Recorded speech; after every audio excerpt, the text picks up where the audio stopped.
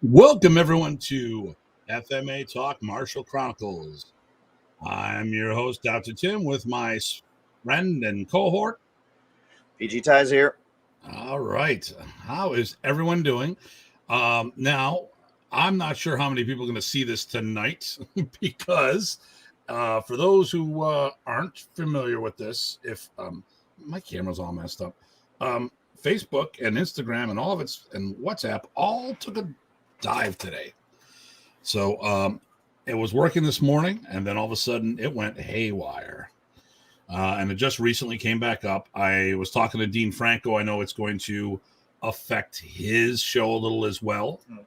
But, we'll see what happens. Hopefully everyone's show will be fine, and people can always watch this afterwards. Yeah, first of all, thanks, Mr. Wolf, for chiming in. And look at this. Here's what I want to talk about. Sam's the smart one. Yes, I said that publicly. Sam is smart today. He got one right. He's watching this on YouTube. So we will be doing this show weekly unless we like next weekend. It is Columbus Day weekend. Is that right? Maybe. I don't know these things. Calendars. I'm pretty sure Monday is Columbus Day. So we will not be doing a show next week, Monday. Okay. But because the social media platforms disappearing and stuff, if you haven't already, sign up for a YouTube account. They're free, and you can like and message and do all this stuff up there. There we go. And we have Mr. Jeremy saying hello. How you doing, Jeremy? Hey, Jeremy. Make a comment and be a troublemaker with us, or a catalyst for me to be a troublemaker. And of course, yes, it is Columbus Day weekend. All right, very good. I've got a car show to take my Mustang out. Ooh-haw. So before we go, I want to thank our sponsors, which are, here we go. Here's my radio announcer go. So I want to thank the Modern Arnis University, Vulpes Training Blades, and the 65th anniversary camp for Modern Arnis as our show sponsors. Okay, and as always, please, everybody, when you get a chance, like, subscribe, hit the notification button, and make sure you share this wherever you feel is appropriate. Now back to our show. Okay, Shadow Stevens. See if anybody gets that. Hey, I used to be a singer, so that was my thing. There you go. I'm gonna bring up some more stuff here. Jeremy, so what's this? Just ask my normal questions then. No, you can ask whatever you want. So you know what? I've been really wondering about the show lately. What, where people are, because I'll hear, and you know what? We must be doing something right. I've had, for the last two shows, I've had a huge amount of private communications liking the show and talk about how fair I've been with the show. Okay. Well, I mean, okay, so 2 weeks ago, we talked with Ed Kwan, and there was some comments he made about the IMAF, a group he hadn't been with for 7 years, and it's kind of hard to make a comments about what's going on if you haven't been around that long. And a lot of times when we talk about this is that Modern Arnis, a lot of people don't realize what it actually is. That professor wasn't teaching Filipino martial arts to the masses. He was teaching Filipino concepts. So when we say something like, this technique won't work on me, well, it wasn't designed to work on you. It was designed, as Munong Ted from my Balenciaga instructor would say, is, there's Juan or John Doe, John or Jane Doe. There's material that's geared for them. And then there's another you, Tim. So, we have to look at that context. So a lot of times professor was teaching stuff to deal with John and Jane Doe. And then last week, after we talked about Buffalo, and on the show, we talked about Buffalo Modern Arnis and the development. And you know what? I'm not going to shy away from this. There's definitely politics. No question about that. I said, we didn't always get along with each other, but people were shocked on people who I really have no care for, have been very mean to me over the years. Yet I was fair when it came to talking about the development of the art. And I don't think people of the region and who did what, when. And I don't think people understand that when we're talking about things, it's not about trash talking anything. It's about getting the facts out there.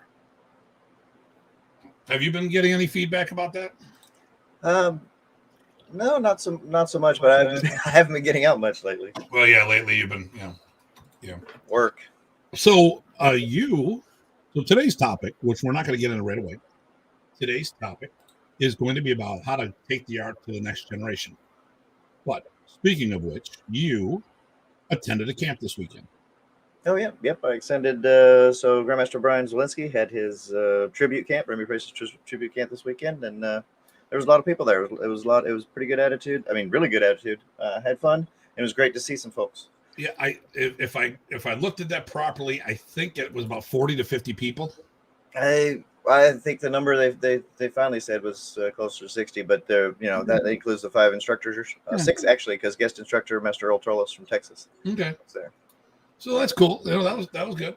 Yeah, and I mean, with Dean the Franco, challenges. I'm sorry. I got to meet Dean Franco, who you just mentioned. He dropped by for a short bit. Yep. It's rough. With COVID.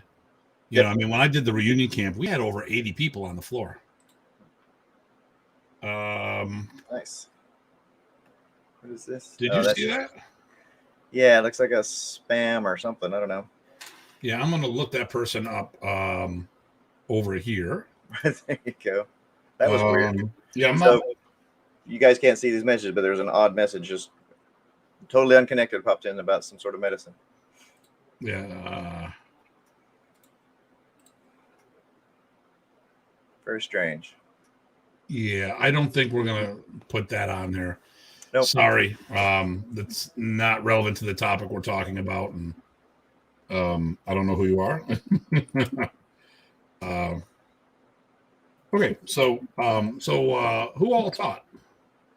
Let's see. So we had there was Bruce Chu from Florida. We had Janet Alfs from nearby. There was Dan Anderson, drove all the way from Oregon.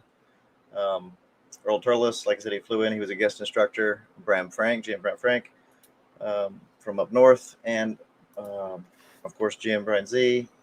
Is that it? I feel like I'm missing somebody. That doesn't make me happy. Let me see. I'm going to throw the names out myself. You had Brian Zielinski, Dan Anderson, Bruce Chu, Bram Frank, and Janet Alfs. Those 5. Then you had Roland Rivera. There you go. You can't forget him. Yeah, Roland Rivera, and then Earl did a surprise session. Yep. And yes, Gregory, tonight it's going to be very interesting. Yes. There you go.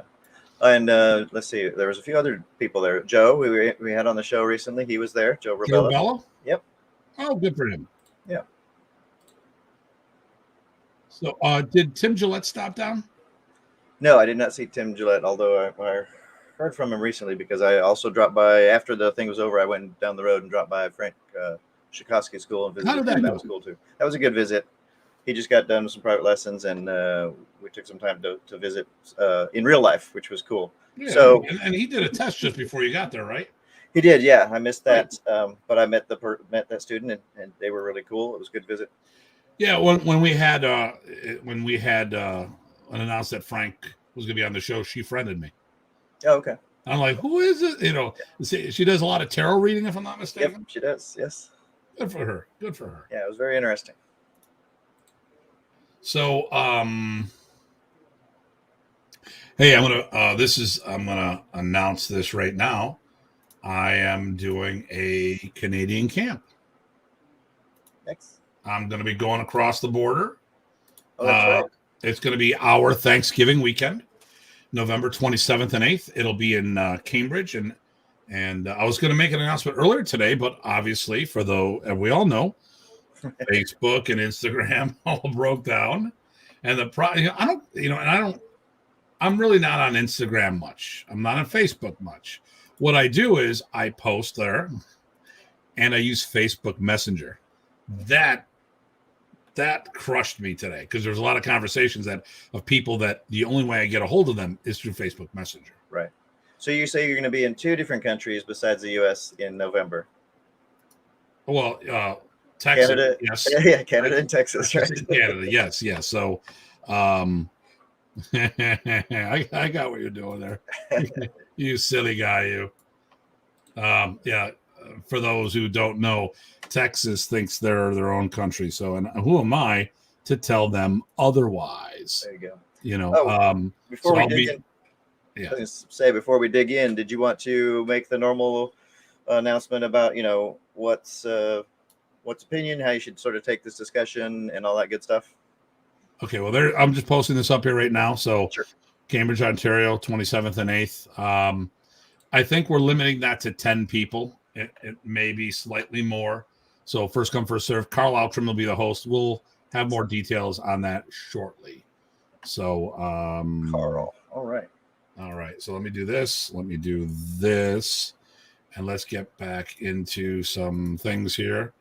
So awesome. I can't wait. Thank you, Jeremy. And hello, Rich. And hey, guys. Speak of the devil. No, that's me. That's not. No. He's not the devil. He's not the devil. I'm the devil incarnate. You do have the red background, so exactly. Although if you watch Lucifer, the TV series, maybe he wasn't a bad guy after all. That's right. So, my rant. Okay, so as we go, everybody, Ty already mentioned it, but I'll mention it again. We give our opinion. This goes back to the show. Like I said, the last 2 episodes that we've done, people were surprised on how fair I've been with stuff. The thing here is this. I state my opinion on things. I don't try to maliciously go after people. I give my opinion. That's it. I mean, and everyone else does. So why can't I? My thing has always been this. I'm going to give you my opinion on things. Do your due diligence. Do your research. If you agree with us, that's fine. If you don't, that's fine too. But, the thing here is this. If you're watching the show, you're a fan of it. whether you like us or not, it's still a fan. You're watching it. But like with anyone tells you stuff, you need to do your own research to find out your own truth. Like I said, we give our opinion on things. Wednesday will be the first of a series of Datu's Corners I'll be doing. And this topic is, what was the Can-Am chapter of the International Modern Arnis Federation? The conversation's come up a few times as of lately. Instead of rehashing it, I actually did a video on this, and I'll be sharing it Wednesday. It'll be on YouTube, so watch it. Okay, Jackie, look at this. Jackie just opened up a full-time school. Absolutely.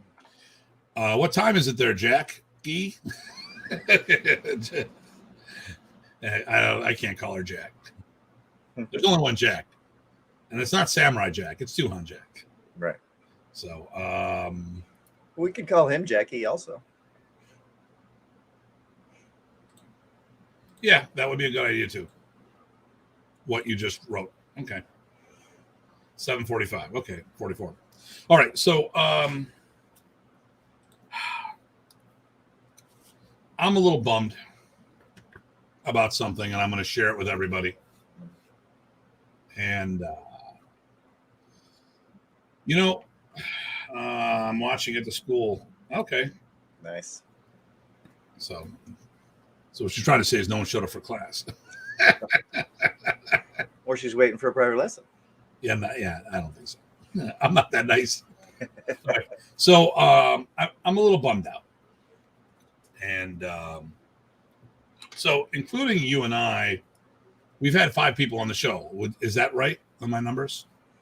That to the nearest 5, yes. 4 of us were first generation students of Professor, and one's a second gen.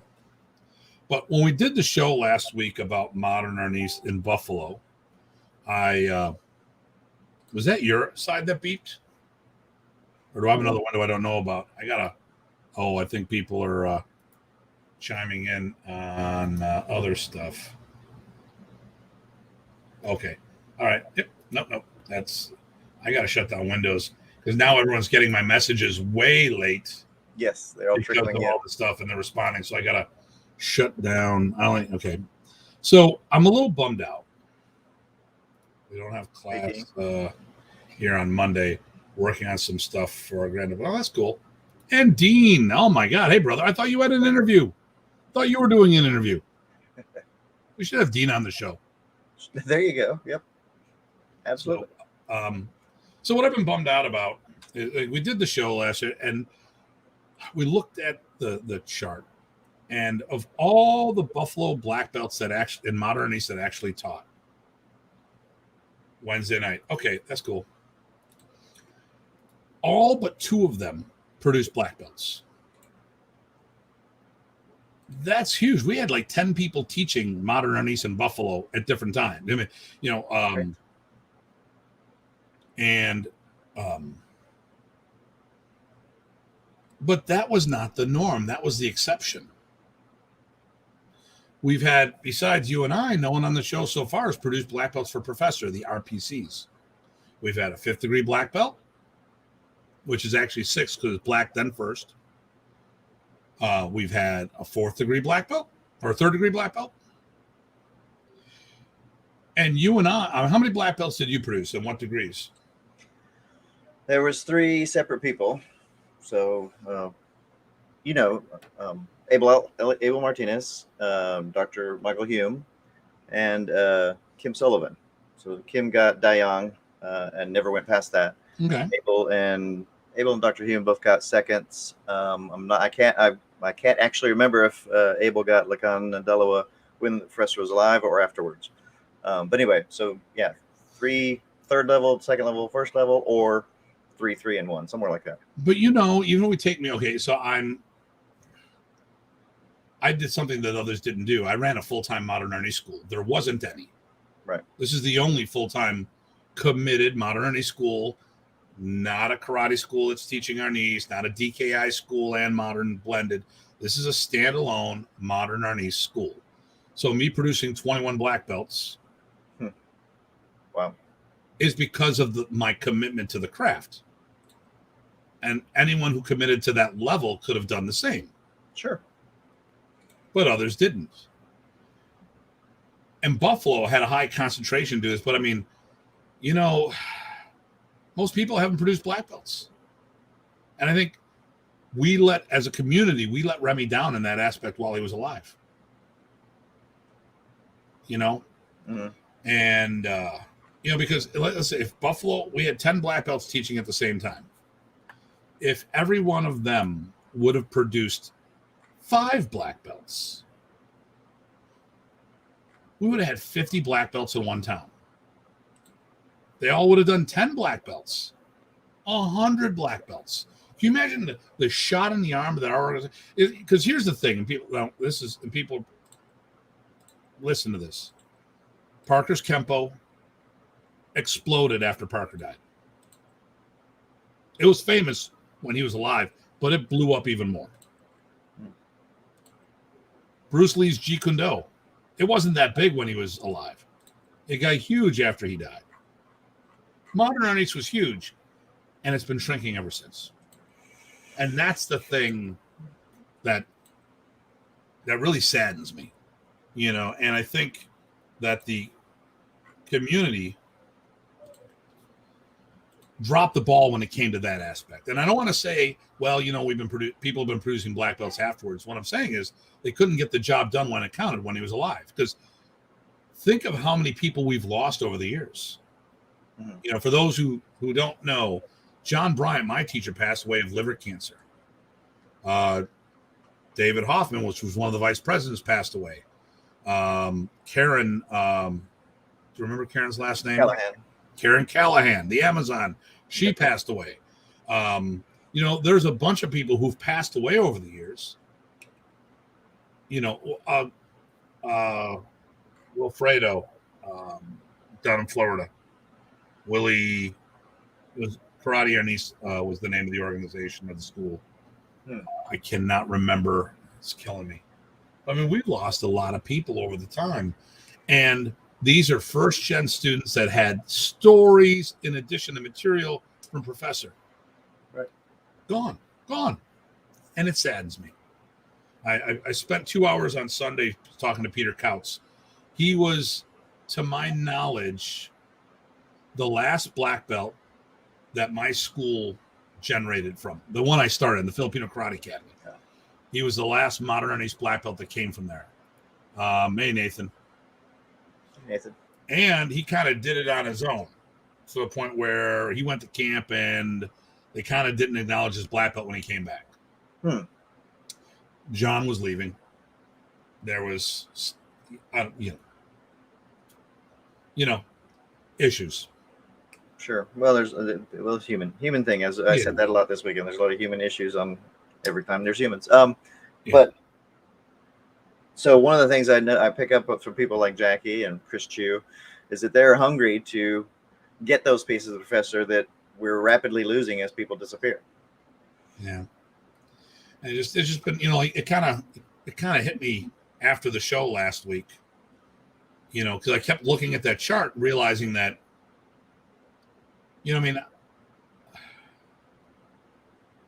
I don't know many black belts that produced any black belts. Now the majority of black belts that I know didn't produce any.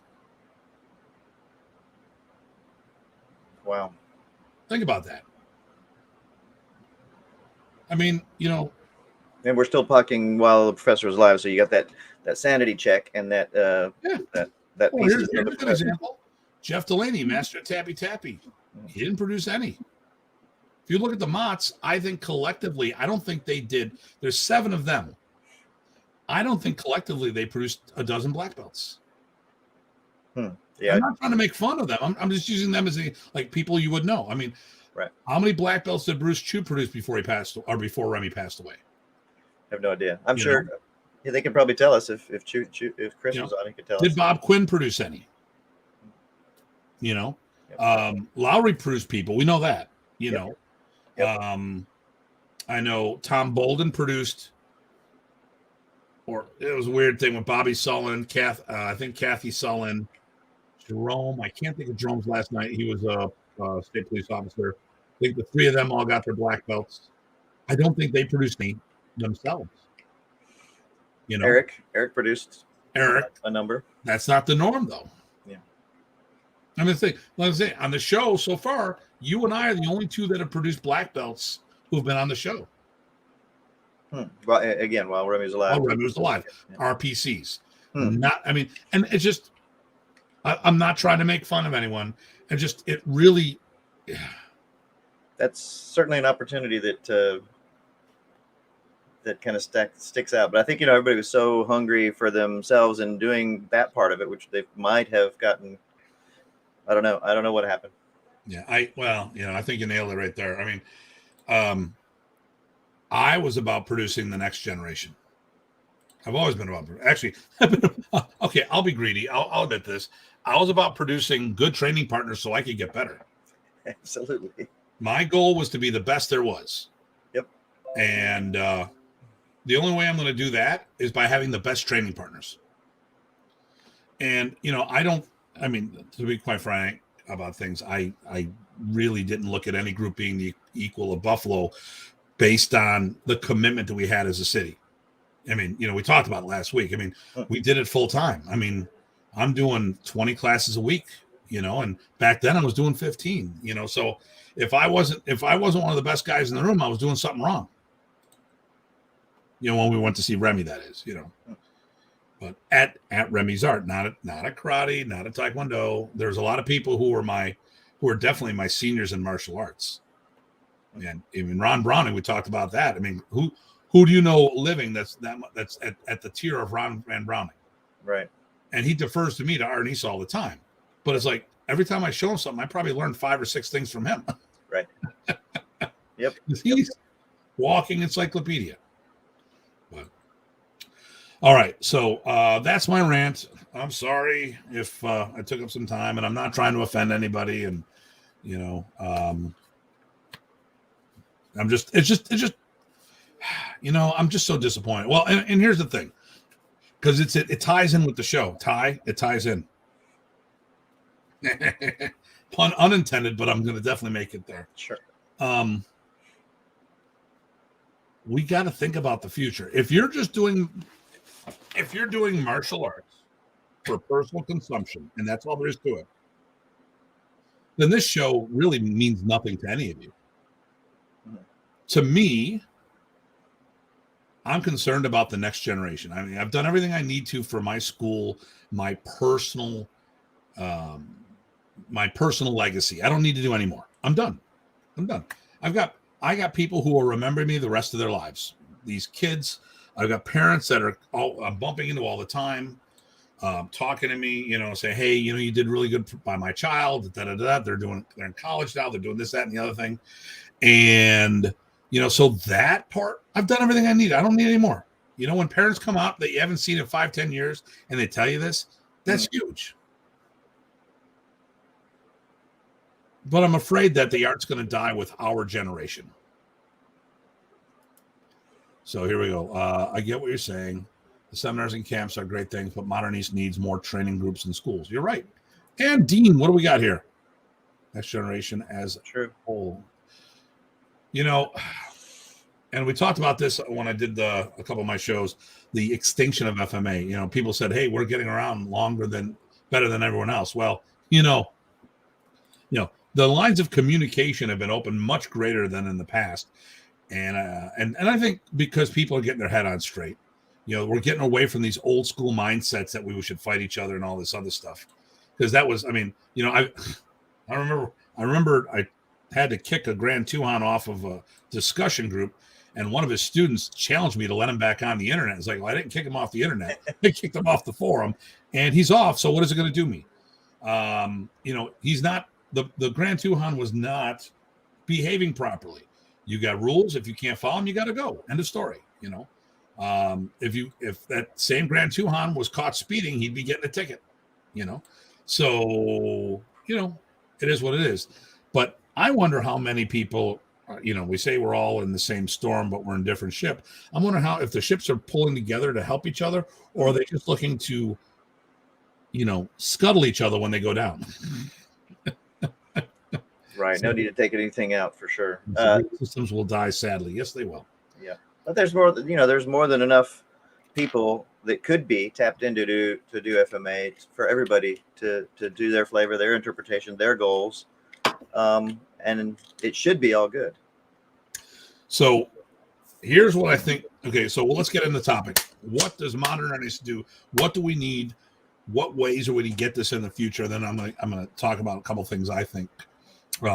First of all, I think before we go further with this, if the art is going to move forward, then people have to understand that they need to take the training wheels off. Modern Arnis, okay, we talked about it time and time again. People are not doing it as a standalone art. They're supplementing their primary system. They might have a separate class in it, but the bulk of the people doing the art are enhancing their base system. When I was talking to Pete Couts over the weekend, which he's going to be on the show, one of the questions I asked, I go, so how many times have you been asked when someone says, you're really a Modern Arnis guy? He goes, yeah. I've had that question. And when you say yes, what do they say? Well, you're better than Modern Arnis people that I know. But then we have to explain what was Modern Arnis, how to enhance a system with Filipino martial arts without compromising that base system. So in many ways, Modern Arnis practitioners, at least outside the Philippines, have never taken those FMA training wheels off. So I think one of the things we need to do is have people got to commit to the art. I mean, I know you trained it as a standalone program, right? Yep. Two different clubs I had. Doing my part in Kansas City, but I am second generation. I'm not real Modern Arnis, but Praesis Arnis. And eventually everything, and we're going to be doing something on the organization. We're going to do a show on the World Modern Arnis Alliance because we're going to talk about Praesis Arnis versus whatever, and where things end up with that. Well, since Jackie's here, I'm glad she mentioned Kansas City. I was going to say probably should mention the school name since she's participating. Yeah, hey, Jackie, hit your school up here. There you go.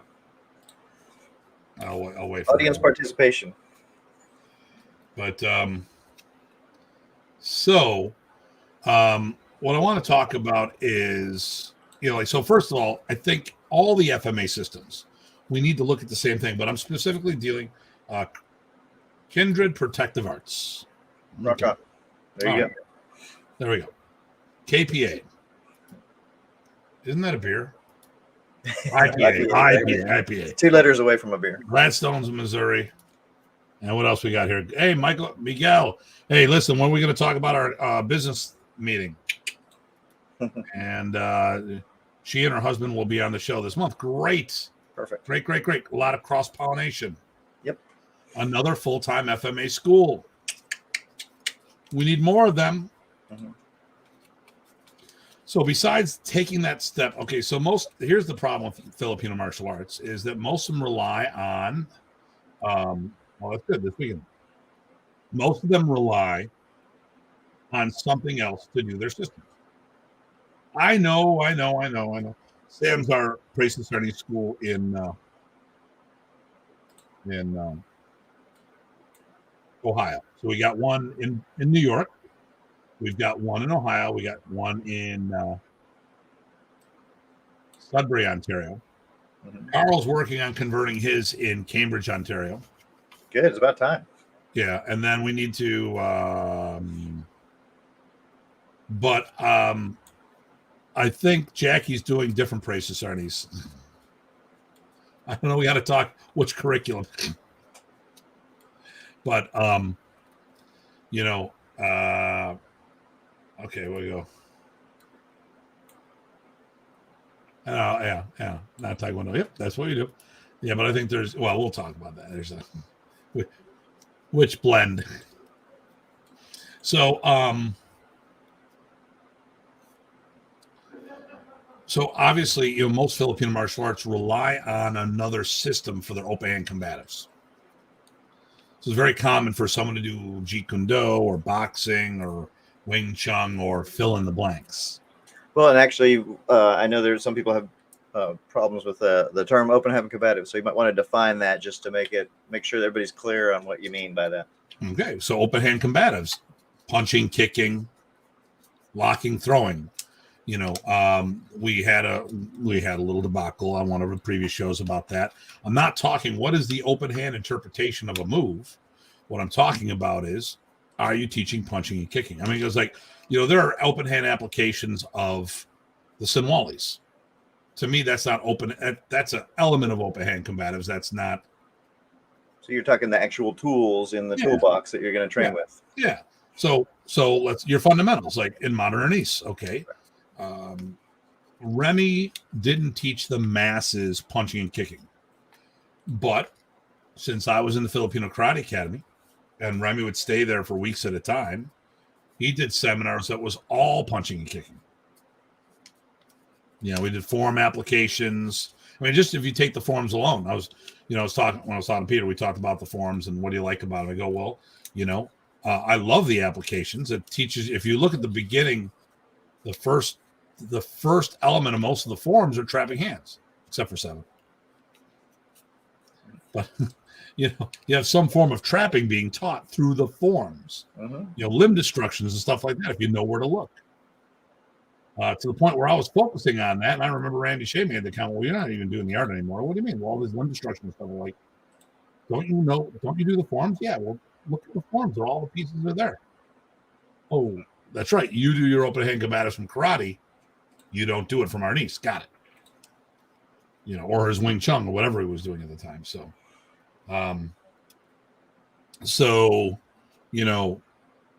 open hand combatives. What are you teaching punching and kicking, or are you relying on your students to go get that elsewhere? Now, I taught myself how to punch and kick by watching TV shows and movies. And when I went into the Filipino Karate Academy, John Bryan saw me doing some kicks in the mirror that I'd seen on the latest Kung Fu movie I watched. And then he walked in the room and he goes, "Oh, so you already know how to kick, so we don't have to waste time there." I'm like, "No, I need to know how to kick." And then it turns out he came from Aikido, so it didn't matter. He didn't know how to punch and kick anyway. So I already knew better than he did. But it was funny because I hung around my karate friends, like Dr. Leader, who ended up being my first black belt. He said he saw me 6 months after I started training, and he was shocked on the difference because we were just like backyard martial artists. And he goes, you really sharpened up significantly. I'm like, it's a day and night difference. And I put that in towards the forms.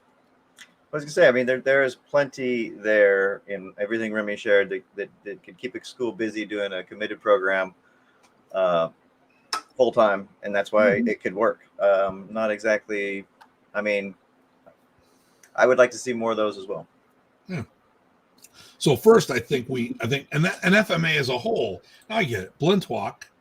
Come on, it's all stick. It's stick dueling. I get it. But it'd be nice if people looked into the Filipino systems. There's not a lot of systems out there that are complete. There may be a complete weapon system, but there's like the Kabuto. There's a lot of complete weapon systems, but those weapon systems didn't have open hand combatives. And maybe you can say, well, I can translate this one move into here. Yeah, but I hate when someone says, well, this one move can do it, but what about the rest of the moves? How much can you use hands on somebody? Okay, you can translate this thrust from the spear movement. Okay, well, what if you can't use that move in the scenario? What if it's not applicable to what you're doing at that moment? And maybe I'm just maybe it's me. Maybe I'm the wrong one here. Well, even if people might disagree with that, I would posit that, hey, guess what? More people need to be teaching more of the material and more visibly to more people, which also means I was going to get to this eventually too, which is how do you do that? One, by the programs you're doing, but two, we need to, people need to make sure that they're creating instructors that can carry on and they can go spread out and like a disease. It's a zombie apocalypse. That's right. Okay, so let's start with the methods of spreading the art. How's that? There you go. Okay. Yeah, no, it's good. So I'm going to talk about so I think we have not rehearsed this, by the way. I couldn't even remember what the subject was until we started up. I'm going to talk about what my opinion is what is the least useful all the way to the most useful. How's that? Here we go. Craig helped you infect Sudbury kickboxing. There you go. Okay. So to me, and I love these, but I don't depend on them because I just don't think books can help. The written word doesn't work, in my opinion. And that's what I used to do. I used to pick up magazines and books because we didn't have videos back when I did. I didn't have a VCR when I started, so I just don't know if books are really good for us. I mean, in terms of spreading and teaching, or just in terms of okay, we're talking about spreading the art. Now, if you get a good book, here's the problem with martial art books. So, and when people sit there, if you're not our age, and by the way, I am older, but only by a month. Okay. So I'm 56. All right. So I started in the 80s. I started buying all my magazines in 1980. That's when I started doing the backyard stuff.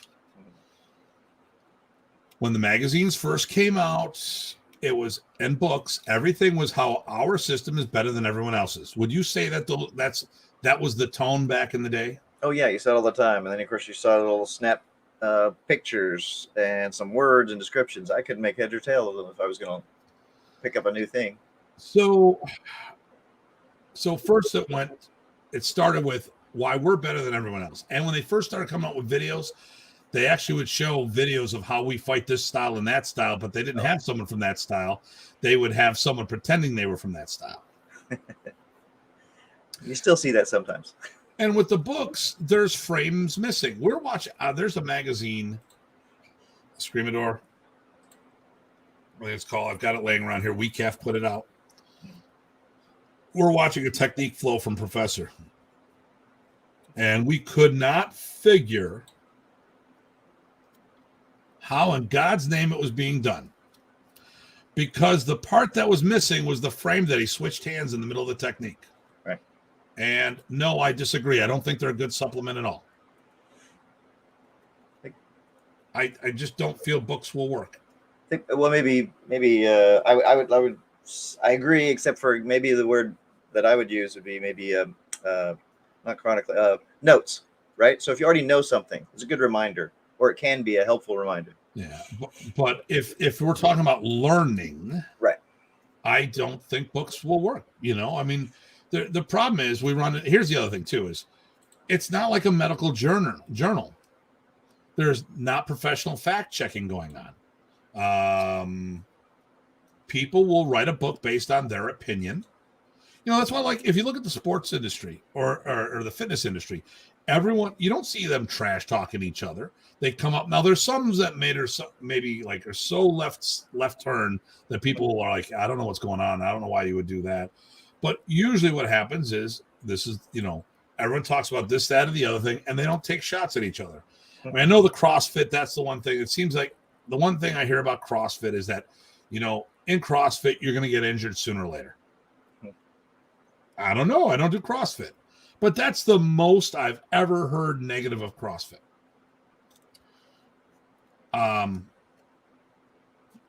They back their stuff up with science or facts. And in the martial art world, they don't. And the people, we're still got people who are egocentric, writing books from their opinion, citing stuff that's like one in a million, but thinking that it's the end all be all, And now, and then for the record, I've got a huge book collection. I will pull out. Oh, look at this! Look what I have next to me. I have a Kabbalist Serrata Eskrima book. Go figure. Okay. What else do I have next to me? Oh, I have the book that I wrote for Warrior Arts of the Philippines. Oh, wait a minute. Here's a classic. And yes, I do have professors' books. I have all the professors' books. They're in a different area. But look what I have. Okay, here we go. Ready for the jealousy? Here we go. Boom! Shakalaka! Who's got one of those? Okay.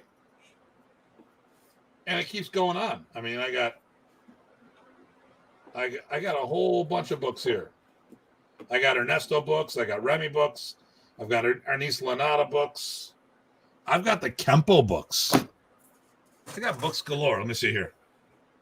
What's going on here? I learned reverse Sinwale from the Yellow Book while I was sideline a calf muscle tear about Modern Arnis. Yeah, And hey, it's the birthday girl. Happy birthday, Billy. Yep. And I got one too. Yeah, I know Jeremy got it because he found it in someone gave him a stash. He's got one of these. Hey, if anyone wants to buy mine, I'm not selling. The comic book collector in me. So, I'm not going to say, listen, now my favorite books, Remy's Pink book, which I don't have next to me. That's that's over there. Mm-hmm. And the nice thing, what I liked about Remy's books is they have illustrations, not pictures, but he has the Bandya Bandha demonstrated through pictures. You know what I'm talking about? And the Rumpita and the figure eight. Mm-hmm. Or what, not pictures, drawings. Yep. And I think that's better. But I think that was sort of laid out. I think someone I was discussing that they were pretty sure that was like the curriculum for the schools when he had it. This is the curriculum book. So that's a little different. But even still, you don't learn from that. No, it's supplements. Right. It's my least favorite. But I've got well, you've been over here. You know how many magazines I gave to Chad. Right. It doesn't show you how much I kept. So Chad was up here, and I happened to give, and you're welcome, Billy. Chad, I gave him I gave him a big blue tote, of a lot of magazines that I was just trying to streamline down, and it had to be 50 pounds of magazines I gave him in books, and I was just, because I've been told that that if there was no room, I would have to either it took up my bedroom and I didn't have a place to sleep, or something else would happen. So obviously, I gave my prize and we could go to the book. So try to stop. I thought, man, okay, all right. So I think the next thing would be videos on demand now, and or DVDs, VHS. I mean VHS, if you won't see them anymore. Although I have a few stashed away of Remy's original series, still wrapped. DVDs, going the way of the dodo bird. It's pretty much digital download or video on demand. Now, I do like those. I think that's a really good thing. But what do you think about those? I think those are pretty solid supplement, but I have always had my difficulty with people that are going to learn mostly from those or all from those. You never get the feedback, right? You don't get the feel, you don't get to touch. So one of the things that, remember, I've said before a million times, as soon as I touched hands with Remy, I was stuck. That was the icing on the cake that changed the level of my interest more than anything. I'm going to let you talk for a moment because everyone, it is that time. My school is officially closed. I do this in my office. So I'm going to lock down the place so no one interrupts us. And I'll be right back. But talk to everybody. Say nice things about me because I'm turning the volume way up so I can hear you. There you go. Yeah, so that's what I was saying about the video. But let me close out on my thoughts on the books real fast. So I also have a huge library. As you guys know, I've started in Kung Fu, and I still do that. I have a huge library of Shaolin encyclopedias. I mean, real source materials with the illustrations, like you was talking about before, and learning from those, unless it's something you already know, is a challenging proposition to say the least. So if you're going to pass on the art through those, I don't see how you can do it. I really don't. So I find that I agree with that. That said, I've had a lot of fun going through those books and learning things because you also have certain things chronicled like history, some background material, some philosophy and concepts. That's good. You can get those there. But I don't think that's how you pass on an art. You could try to reconstruct it, but the HEMA guys will tell you they had a lot of trouble reconstructing the historical European martial arts from all these manuals, even if they were designed for teaching, right? So that's another data point, right? Video is a little easier, but again, it's always easier to learn something from these supplemental type materials if you've done some of it before, if you got someone to train with, if you got someone that could check you before you wreck yourself, and those kind of things. That's sort of my take on those two things. Let's see. I can't put your post on the screen, Jeremy, but I'll read your last one. Jeremy writes again, he's inquired to Datu before about writing his own book. He's got a lot of historical knowledge we could benefit from in a Modern Arnis book. So chronicling things is useful. And, there's a couple Modern Arnis books out there like that, plus Remy's own ones. He's put some of those histories in. And I think that's a valuable thing for sure. Oh, there we are. How did that get there? Because I'm here. Okay. Stealth moding. Stealth, yeah. Okay. I didn't get to the bad stuff that I was gonna, drag your stuff out. I heard you. All right. Okay, so I am. Well, okay, so I'm not afraid of talking about my issues.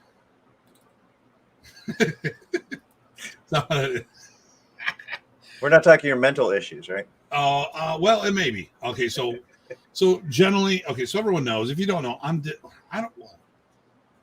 thought I was dyslexic.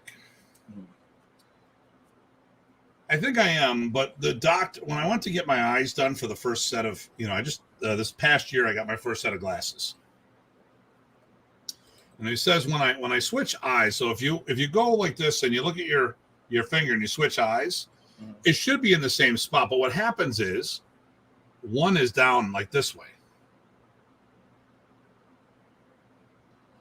So so I have a significant drop with one eye or the other.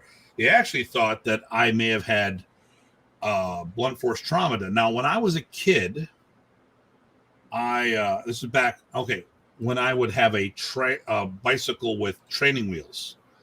I actually hit on the brakes. The wheels were too elevated, and I crashed into the tree in my front yard, and I smashed it.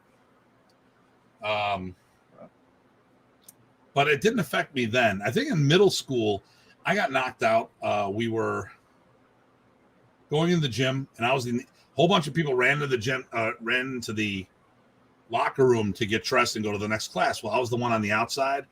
I got knocked into the metal frame and fell down and hit my head on the ground. That may have been the time that messed up my eyes. They thought that maybe my orbital socket got fractured or something, and my eyes lined up differently. So I don't know if it's dyslexia, or it's the eye thing, or it's a combination of both.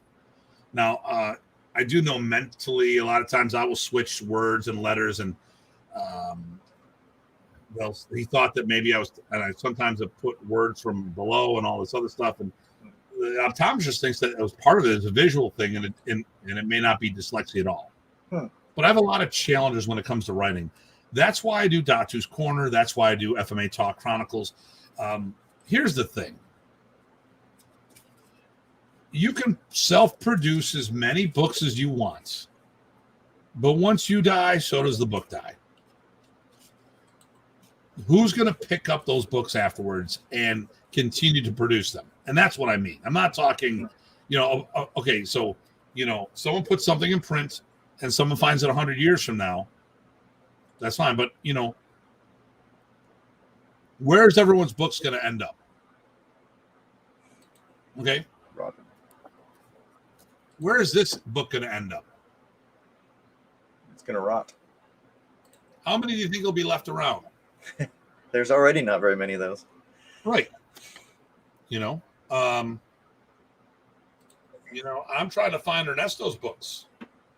I've got all the books I want of Ernesto's except for one, the Dumag book. Yeah. Anyone has the Combatant Dumag book, which Jason and A said he was going to hook me up, but, I think he decided to keep it afterwards. But if anyone's got the Dumag book, I would. I'm not giving up any of my books, but I definitely look at purchasing that book just to complete my collection. But, I would rather do Datu's Corner and FMATalk Chronicles to get my information out there. Because here's the thing, actually, I prefer the show. Because when you write something, here's the problem. Inside Kung Fu and Black Belt had this problem all the time. Someone would write an article. Someone had some inaccuracies. Someone would write a letter into the magazine, and then they would print something about it, but no one would read that there was there needs to be a retraction or there was an accuracy. They read the article, and that's all there was to it. Okay, end of story. Yep. How many people know the professor was on the cover of at least 3 of Black Belt magazines? How many of us still know that besides you and I? Right. No, they these things have a lifespan, right? It's not infinite. This is why I've been doing Datu's Corner, FMATalk Chronicles, the Modern Arnis Forms Project, which I have to do. Oh my God, I saw 2 people doing the 4th form recently, adding an uppercut in there. I'm like, what in God's name is going on? And I was livid watching these 2 people do it. And I had to go through my entire video collection to find the original forms videos with Remy and the claps. There's no uppercut in the form anywhere. Now, and Professor put me in charge of the forms. So whatever I would have done with them would have became, canon. There we go. But I structured at least the 9 forms, the 4 stick and the first 5 hand forms. I structured them off of the original forms video. Okay, because 6, 7, 8 I was taught by Remy.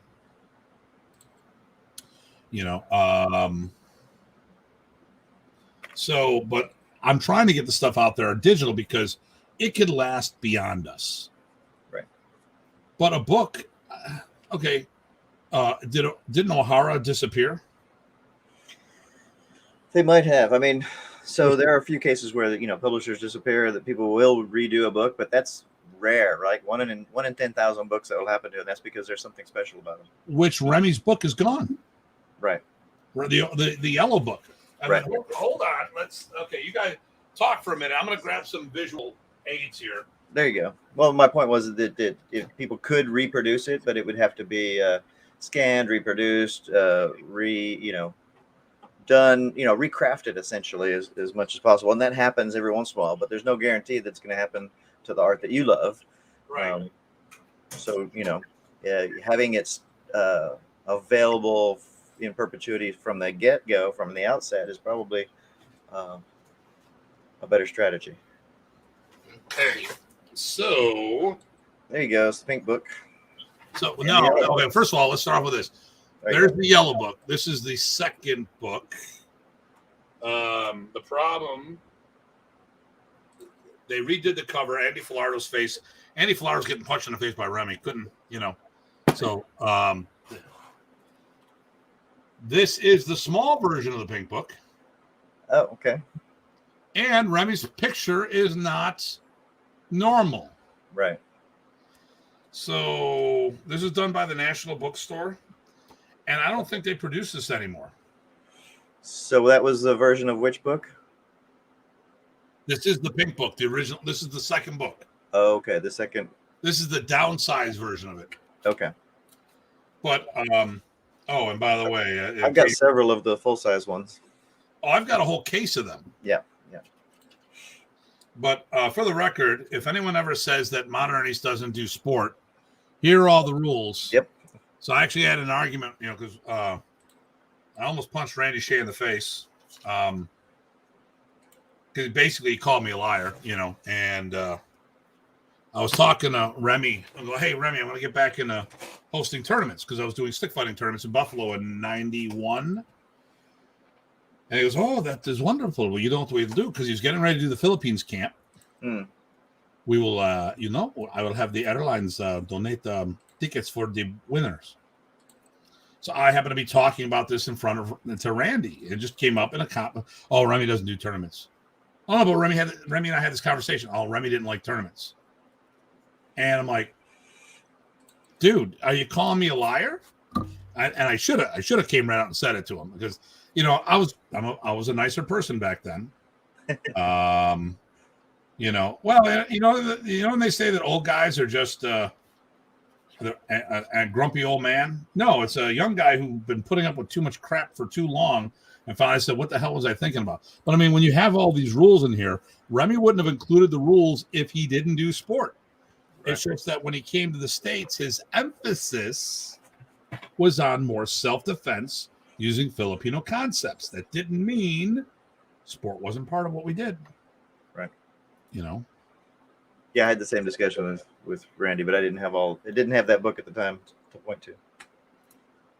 Yeah, I'm just here. Look at this. Oh. Hello there. How you doing? That's scary.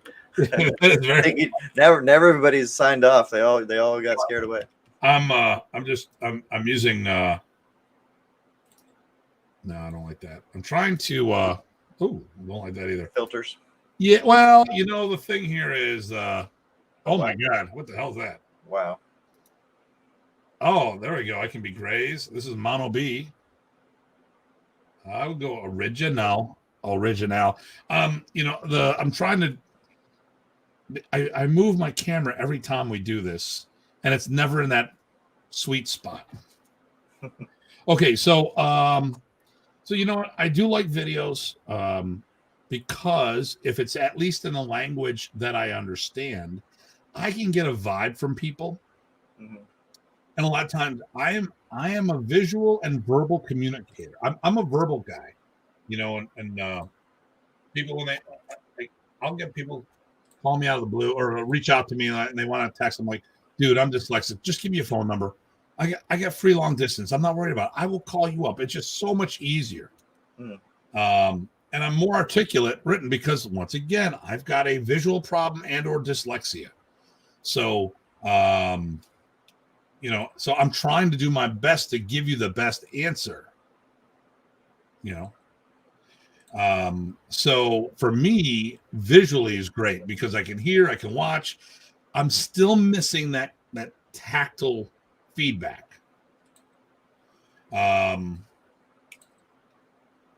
But it is one-way communication.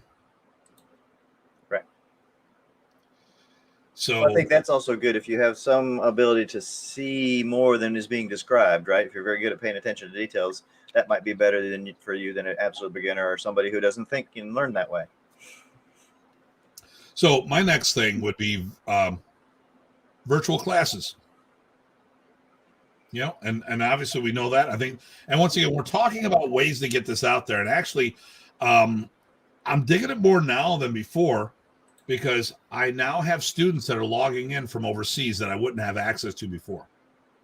True. So I got a couple in Austria, 2 guys in Sweden, a couple in Germany, California and all these other places that are logging in that we can ask questions, we can talk amongst ourselves, have that verbal discussion that if someone sits there and says, I don't understand this, they're still missing that physical feedback. I get that. Well, I was going to say, it's not only the verbal feedback, but you also do have visual feedback. In other words, if I'm watching a passive recorded thing, I cannot ask them to show it from a different angle or show it slower or anything like that, but you can do it in an online class. So you get the visual and the verbal feedback. I mean, so it's almost like being there. Right. You can't adjust people. But, with these days, people are often not adjusting the kids anyway, right? Because their, weirdness is there. Oh, I'm hands-on. Right. Well, the parents are in the room with me too, though. So yeah, Yep. Actually, I was doing something with some. I did some blade boxing today, so I said, hey, listen, when you're throwing that hook punch, think like you're cutting with a knife.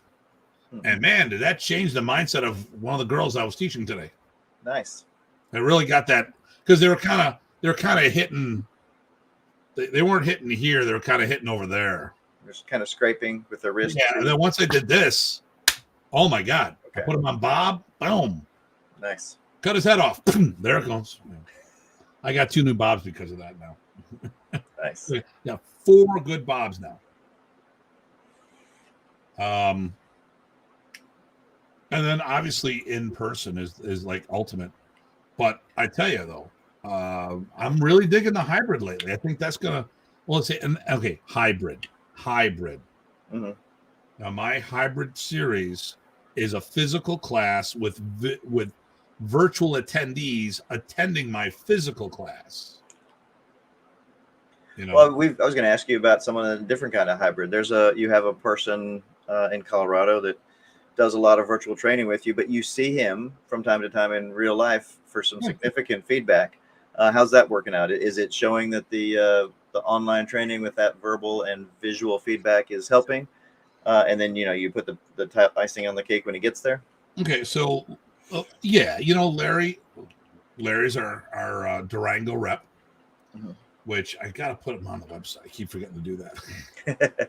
Today, everything got away. I had everything I was planning to do crashed when Facebook crashed and Instagram and all that other stuff, which once again, everybody log in watching YouTube because that is a whole nother platform and you won't miss the show. But, when Larry came in, he was missing certain things, but it was all based on a sensation. It wasn't technique. It was energy. So, what I'm looking forward to do, what I want to do is like when I'm going to start doing seminars, my goal is to do virtual classes for a group that I'm going to see physically. There you go. That way I can give them a 101 heads up. And then it won't be teaching from the ground up. It'll be building off of foundation. Yep. I tell you that. So hybrid, for those who haven't done. Okay. So I'm not a fan of what most people are doing for their virtual classes, their Zoom classes. And that is teaching in the air without a partner. I don't want, and I've been asked by several people, to be part of a multi-person thing. You hosted one, and fortunately, when it was my turn to do things, Janice was here, so I was able to have her come out and show something real quick. So I had a body, but I also showed people how to take Bob, the body opponent bag, put a shirt over him, put a staff through the arm sleeves, and now you've got an arm. So I was using apparatus to get things going. But what I don't want to do now is teach with somebody else who is going to do a virtual class and not have a partner there, because I'll guarantee you that my session will be more interesting. Because you'll learn more from it, because it won't be just twirling the air. You'll see me hitting someone, cracking and popping and moving. And so I'm really digging, but I think for those who are going to teach virtual classes, you really need to have a training partner with you. Like I said, I'll have my normal seminar, so I'll have anywhere from 2 to 16 people on the training floor and have another 15 or 16 people virtually attending. And then I'll do the move and I'll walk away, work the room. The people can take notes while they're watching the class. Paulo Rubio took my Panantukan course. Right. Yeah, he had some good comments. He had great comments. He's like, well, I'm like, oh man, is this going to be 2 hours? Oh, geez, I really want to do this. And then he goes, oh my God, that was 2 hours. What do you mean it's over? Right. Because it had the right amount, because it was a real class. It wasn't follow me around and do something. No, I worked the room just like a real class was. Well, the advantage is then also you have more than just one person to watch. You can watch people getting corrected. You can watch other people going through different stages. I like that a lot. And for my attendees, I give them a copy of the raw footage. Yeah, I've had to depend on that because other times I've been busy. Well, there you go. And that's another thing. If you want to attend this, so if anyone wants to attend my seminars and you can't attend physically or virtually, you will get a copy. Just sign up and you'll get a copy of it afterwards. Sometimes it takes a couple of days. All depend. I use Google Meet. I love that. Google already has your information. I don't trust all these other guys. And then, of course, the last one is in-person training. Now I think that's where I chime in with my bit of, hey, we need to make more people that can do that, right? Everybody needs to do their part on that. Okay, so here's my thing. I'm the most controversial player probably in Modern Arnis because I say things that people don't like. But I think if you do your facts, you'll see from everybody. You'll find out that I'm telling truth based on my experiences and viewpoints. I'm not trying to say things to mess other people up. We talked about who was doing a Modern Arnis, a Remy Price's specialized program versus a hybrid or blended program versus a derivative program. This was not trying to just, to say anything negative about anybody, but if you're doing, we've bumped heads on this. Like, listen, So actually, that actually brings up a point. Somebody brought up the camp derivative. Let's pull the thread on that one from your description here, and I think I know what you mean. It's this is based on or comes from Modern Arnis, and that's what you mean by derivative. It's just a simple description, right? I don't think you're saying, hey, it's second rate or anything along those lines. Hey, I'll give you an example of the biggest derivative of Modern Arnis. I know what you're going to say. Combatant. That's right, and we love Combatant.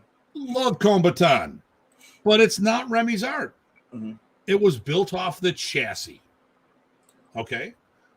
But Remy didn't do the double Bistan program. Mm-hmm. Remy didn't do Pali Pali. Remy didn't do the free sparring. There's both. All three brothers had their own way of expressing themselves. Just like the rest of us. If you're a black belt in any one of those systems, you can easily be something in the browns in the other systems. Yeah. But a Modern Arnis black belt is not a Combatant black belt, and vice versa. Okay. Right. So when we talked about the derivatives of Modern Arnis and all this other stuff, I see people who are doing a Combatant chassis with Modern Arnis inserts. That is not Modern Arnis. It's as simple as that. You know, if like Riddell DeCup, he's another great guy. The DOS system, phenomenal program. Mhm. He'll be the first to tell you it's not Remy. It came from Remy's teachings, and then he evolved in his own direction. Remy left in 74, 75, and Riddell kept the foundation and built on it. Mhm. And it was he evolved his own thing. He didn't, so he didn't accept, I mean, and we love training with Riddell the Guck, but I wouldn't go to Riddell to learn Modern Arnis.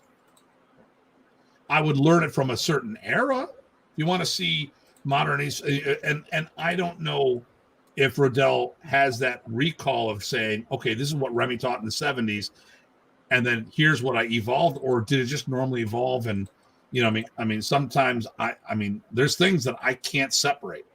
Right. Most of the things I can. Some things I can't. Well, Tim, where does this come from? I don't know. It's something I do. I don't know if it was a personal quirk, if I picked it up from somebody else. I don't know. This is what I do. Right. So, you know, yeah. So when we're talking about these things, I'm not, you know, derivative doesn't mean bad. Right. You know, but what we need is people doing the art. We need, and those, okay, and here's the other thing too, is those who can teach seminars, do it. And I don't mean, I teach seminars. I teach one a year. I don't want to hear, that's bullshit. Okay, here's another rant of mine that we tie into this. When you do one of something and say, I do that. Oh, I have seminars. Well, how many is that? Well, I do one a year. Don't talk to me. Or when we're talking about a technique, how can you use double Sinwali in a real life situation, or this, that, and the other thing? Well, I used it once out of how many times?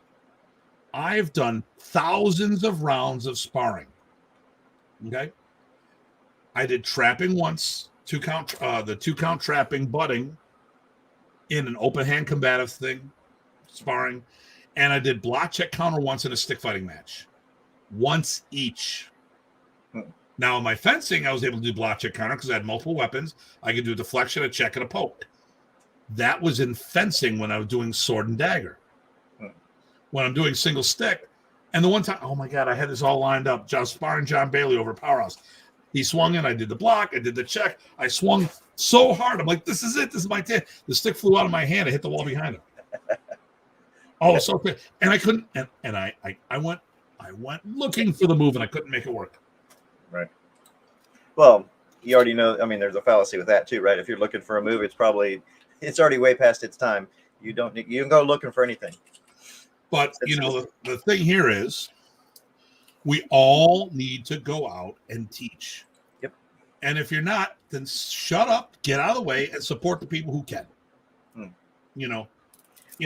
And if you have people that you've raised that can do that, encourage them to do so. So, one, teach this. I need, you know, Remy's will has come up a few times. And the thing that talks about me, he talks about being his life work. This has become my life work. Seeing the art moving forward. That's very important to me. It was important to Remy. It's important to me. All right. Once again, if it's about my personal legacy, I don't need to do any more. I've done it all. Done all I need to do. You know, but I want to see the art move forward. So when I look at that, and I take it to heart that this is his life work, and it's my life work, and hopefully it's others. We all need to start teaching. And if you teaching classes, teaching seminars, teaching camps, if you can't do that, support the people who can. Don't poo-poo them because it's not in your skill set. Push it, move it. I can sit there. If I want, I can poke holes in all the Modern Arnis practitioners out there and saying how they're doing a shitty job. If I was this elitist that everyone thinks I'm a little martial arts snobby. I'll be the first one to admit it. But at the end of the day, we need boots on the ground. We need a bigger gene pool. This is what I was upset at the beginning of the show. We missed, thanks, Nathan. I did my part for Remy. Ty, I think you did your part for Remy. Tried. A lot of people didn't do the most important part, and that's continue the art. They worked on their own. They placated their egos and got themselves ranks, but didn't worry about anybody going forward. This is my problem with some of the organizations out there I see. How many have put any kind of? Here's the question: Are they putting themselves above the organization and the art? Are they worried about putting money in their pocket, or are they developing people? I've got third generation black belts in our organization teaching seminars. Jeremy is teaching a class. He's third generation. He's teaching in a kickboxing group. Mm-hmm. Evan, Craig's son, is one of his classmates. Yep. Evan's teaching seminars on his own. Third generation. Craig is tearing it up in Canada. He's second generation. We've put time and effort into the next generation, and I don't see that in any of the other modernist groups here in the States. Well, I'll say there's just to take a little bit of devil's advocate. There's a fair one side of the fair thing, and this doesn't actually ding your point at all. I just want to be very clear, is that there are some people that did Modern Arnis back in the day. They might have gotten black belt or whatever, but they actually were not doing it because of looking for the art, or they were not even doing it for themselves. They were doing it to fill some holes they perceived, some sort of personal. They were doing it for personal development, right? Not for the art, and that's okay. But there should have been enough that we're doing it for the love of Remy's art, because Remy sucked us all in, right? His art was beautiful. He was a powerful person, and you felt like you were a part of a legacy.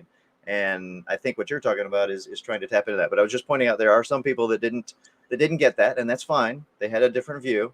But for those that did, there should have been more than enough to be a little further, better place where we are than we are now. It is important to me that the art goes forward. Absolutely. Okay. I need, for that to happen, I need every organization out there to do their job. Because let's put it, I don't think, okay, this is okay, maybe I'm cocky on this one.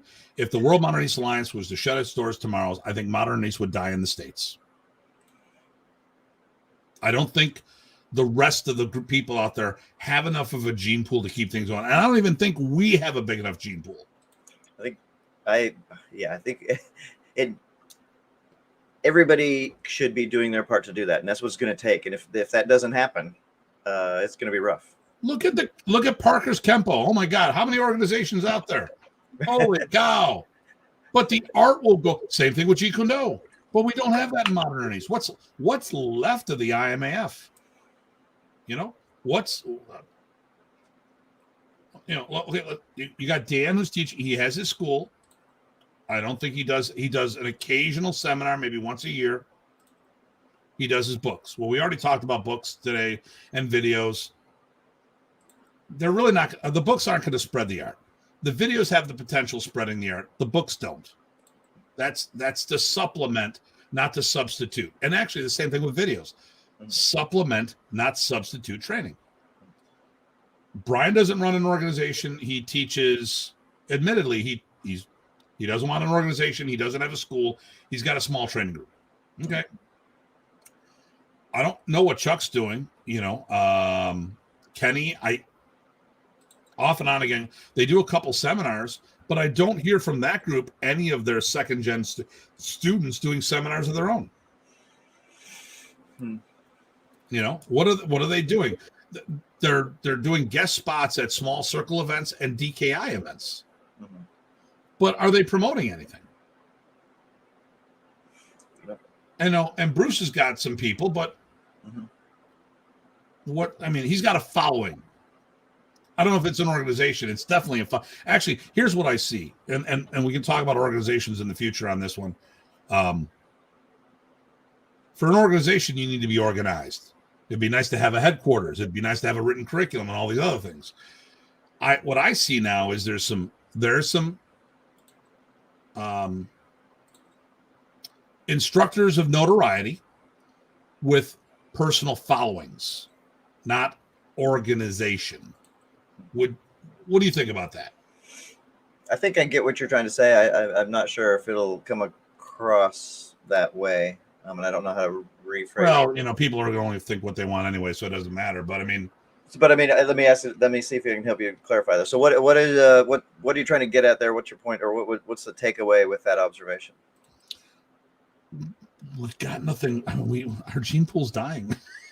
Well, that's that's the thought at the end of the day of all this. I was just curious. I mean, Modern Arnis was the largest, was one of, if not the largest, Filipino-based martial organization being practiced up until the time Professor died. And then it's been a downward spiral. Now our organization has been growing ever since. We're growing up. We're blowing up in Canada, even during COVID, like gangbusters up there. But the rest of the community is shrinking, and I needed everybody to be out there teaching to fulfill Remy's goal. Mm. This was so important. Remy included it in his will. Mm. Okay, let's think about the significance of that. He had a martial arts section in his will.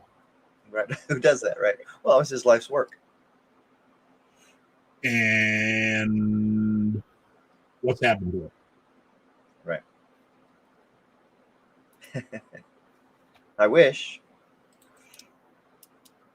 Well, it's not even about that, right? Can they actually be at a place where they're going to all interact as professionals for the students' sake and for the art's sake? Forget about the people. If that was the case, maybe I would have been invited this past weekend. Dope. Just saying.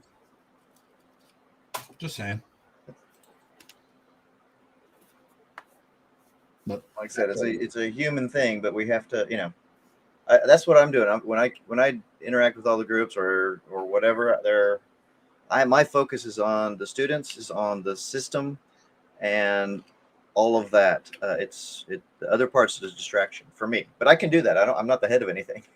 Well, so I get the human side. So you know what? We got the 65th anniversary coming in May. May, right? Yeah, I've already got the staff picked, but if any of the seniors would like to come out, I would be more than happy to comp them on the campus. How's that? Sounds like an open invitation. What do you think about Nathan? Do you think that's fair? Since Nathan asked. No, it's a fair point. And then we get an outside in, reaction. The people that are running some form of, have some kind of following group organization, Remember, 10 years ago, I hosted the Modern Arnis reunion camp, where it was the biggest. I missed the response. No. Okay. All right. Here we go, Nathan. I'll say it again. Oh, to your question, any chance of the future senior reps, putting aside their dues, I go, we're doing the anniversary camp in May. Was it 20th through 22nd in Buffalo? Something like that. Something like that. I will say it slow so I can understand you. You bastard. What I said was that I would let the seniors, these heads, attend for free. I've already got my staff, so I'm not adding to the staff, but if they want to come, I'm more than happy to have them there as my guests. May 20th through 22nd. Yeah. I mean, when I did the reunion camp, let's see, I had 10 people scheduled and 3 bailed out. Car accident for one, so you can't, so I had Dan Anderson, Chuck Goss, Brian Zawolinsky, Rich Parsons, Dieter, who was supposed to be here in May, but he couldn't get over, of course. Mm-hmm. He was also supposed to be at that event this weekend. I had a Rick Manglanong, and I can't think of the 7th person. Hold on. I can't help you. I was still being a hermit trying to. Yeah, I know. Just train and teach over on the side until all this stuff died down. That would have been 2011. Okay, so let me get to my. I got this. Shouldn't take too long. I think. Oh, here we go. I think that's gracious of you. I hope someone take you up on it. Not holding my breath. Yeah, I wouldn't hold my breath either. That's like 7 months of breath holding. There you go. But I think, I mean, this all joking aside, I'm going to take you at your word. In fact, if somebody wants to do that, I will hold you to that. And the point would be that you're serious now. Is my point. I said it. Fair to say that? Okay. I'm going to give it one caveat here. Let me first bring up the reunion camp. There you go. So I'll get this. All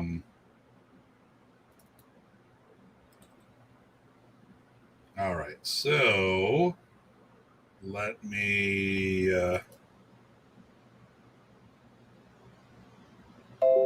I'm looking. I'm trying to see who's teaching there. Looking. I can't. Okay. Oh, here we go. I'm looking at the wrong spot. Okay. In alphabetical order. Oh, you know what? I forgot to talk myself. Okay. So Dan Anderson, Chuck Goss, myself, Dieter, Rick Mangaladon, Rich Parsons, Brian Zawolinsky. Kelly Warden had to back out. Kelly Warden was on the list. Kelly Warden got in a motorcycle accident like a week or two prior. We had 3 special guests who flew on their own, paid their own way. Grandmasters Max Palin, Ron Van Browning, and Kim Foreman, formerly Kim Dillman, who used to, all of which have done stuff and helped with the future or the past of Modern Arnis. Okay. That would end up being pretty big too, right? It was, hold on. We had 80 plus people on the floor. That was the biggest event stateside since Professor's passing. Wow. And here's the picture of it. Let me see. I'm going to get rid of this. Now, we've had several people that couldn't be on because they had law enforcement. They were going undercover and stuff like that.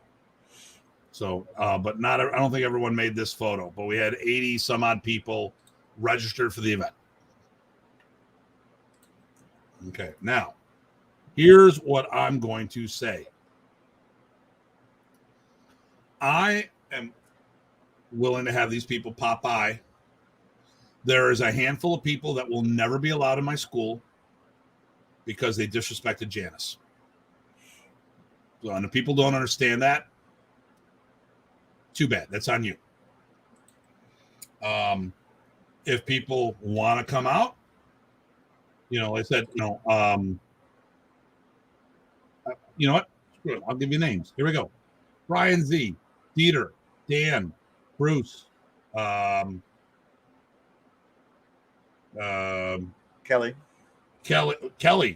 by all means, Kelly,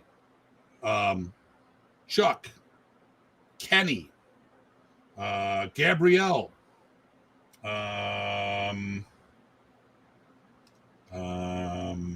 Hawk. Okay, you guys want to come? And did I say Jeff Delaney? Oh no, you didn't. Yeah, Jeff Delaney. There you go. Remy Jr. Any of the Price's families, because I get along with all of them except for Junior. All right, but that's okay. This is about the students and the art. Ernesto Jr. John. Because we're going to have combatant people here as well. Yep. All right. All those people I named, you were welcome. If I didn't name you, reach out to me directly. And if you're on the shit list, I'll explain what happened and why you're not going to be allowed. But the thing here is this. Just the first time, because there were some knuckleheads trying to cause some trouble before the 10-year anniversary camp. If you're going to be a knucklehead and a troublemaker, I don't want you at the event.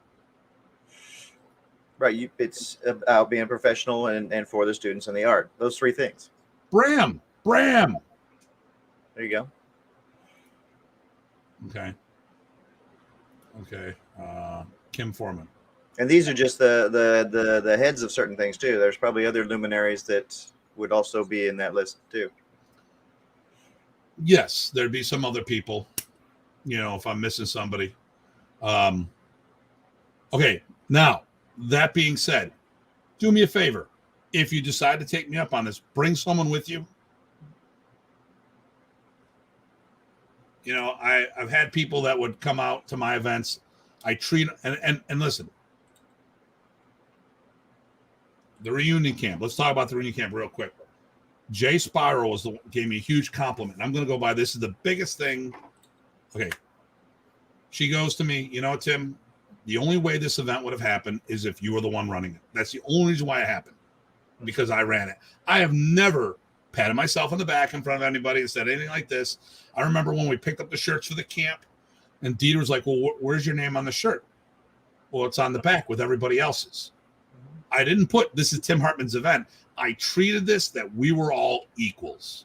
And I'm doing this event. Well, and then people were taking advantage of me and trying to do some stuff. And there were some shenanigans. And, people decided not to come. And then they ran a camp 20 minutes from here the same weekend. And at least one of those people I named in the group of people that's welcome to come here. And they worked against the people that were here. Yet people forget about all these things, but I don't need, like if you're coming in here, the people who came in, I paid for their hotel the first time through. I paid for all their meals. I put $1,000 in everyone's pocket, and most of them had never been paid like that before. I had 7 people on the bill. Okay. So it cost a lot of money to pull that thing off between hotel, and we had a banquet and with food included. Dude, this I busted my ass in this. Now, I'm not doing the 4-day. I'm doing the 3-day. I wish I had been there for that other one, but that's okay. We met a few years later. Yeah. Well, I wish you would have been there too. That would have been great. Yep. But the thing here is, I busted my butt to put this thing together, and of course there's people who just showed up not bringing anybody, and then they complain about certain things afterwards. But I'm like, dude, just come on. And the reunion camp enabled Dieter to do the Best of the West camp, which then did the Best of the East camp, and then did the East meets West camp. It allowed Michael Bates to start his Hall of Fame thing. Yeah, that was my fault. And see, it was a great event. We had a blast. I had one little hiccup. Someone got twisted because we were doing photos and they were left out.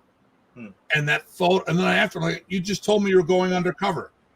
So I go, hey, let's do a photo. And then I was like, everyone put your cameras away. Someone got upset about me. I go, no, we have people on here who are going undercover. Oh, okay, no problem. And of course, 6 months later, they themselves put the photos on Facebook. I'm like, really?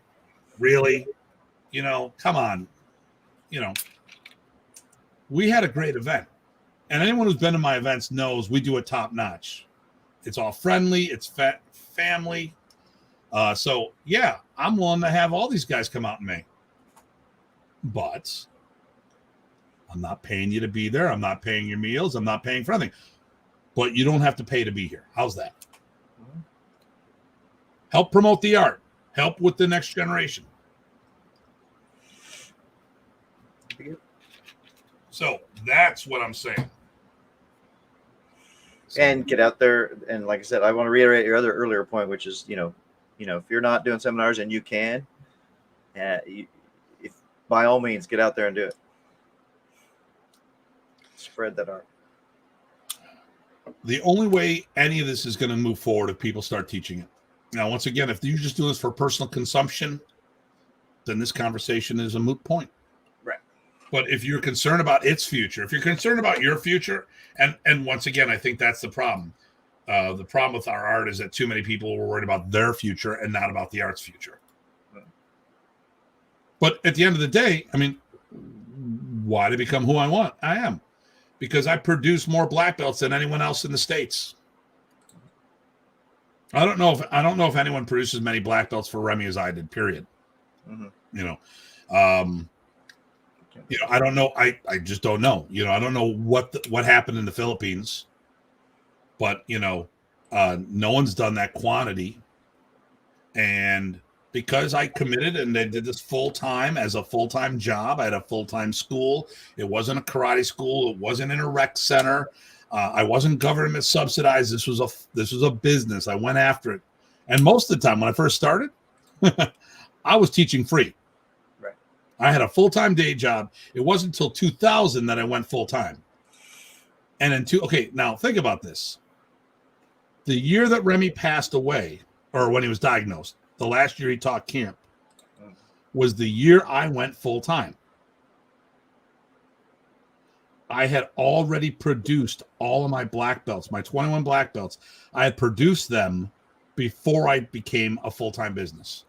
Mm-hmm. This 2000 is when I started depending on that income. Now, it wasn't that I wasn't making money. Actually, the money that came in was negligible. It's a rough start, and that's probably also why not too many people can do it. Have done it. So whenever I talk about business all the time, it's not about making money. It's about, like we talk about with the school. Why did I do it the way I did? So I didn't have to answer to anybody else. I had my own facility. I come and go as I please. I didn't have to worry about sharing the mats with anybody. Now I sublet. Yay! I have a Shirinji Kempo group that was here tonight, 2 nights a week. Yep. All right, they help pay some of the bills. Great. The tables are turned. This was my mentor growing up, Mr. Hiroki Kimura, the first martial artist in Buffalo. Very skilled gentleman. But so I think hands-on, we need to look at things differently. If you want the art to move forward, we all need to work together on this. I challenge all the other groups out there, start producing quality instructors. Spread the art. Think less about yourself and more about the future of the art. If you're the only ones that are allowed to teach seminars because you're the only ones allowed to make money, then that's not going to work. Mm-hmm. I've seen at least one of Bruce's guys teaching seminars. Mm-hmm. But I haven't seen anyone from anyone else over here. And I could be wrong. Oh, no, I'm not wrong. I haven't seen it. It doesn't mean it doesn't exist. Right. Well, if you are doing it and people aren't seeing it, it's probably not just you or me. Get the word out. Hey, and listen, you got me in Buffalo. You got Ty in Virginia. Let's talk about the show guests. Houston, you've got Ed Kwan. Mm-hmm. Connecticut, you've got Frank Schakowsky. Lauren Thurian is somewhere in New Hampshire. Yeah. I don't know if he ever sent me his contact information. Okay. So, boom, there's 3 unaligned schools there. And then we have, wherever Jackie, was it Missouri? Something Missouri? Kansas City, or she's No. She's not Kansas City. She's Kansas City. I'm paging through it right now. Gladstone, Missouri. Yep. I paged right. Gladstone, Missouri. There you go. There's another place. There you go. Durango, Colorado. Larry.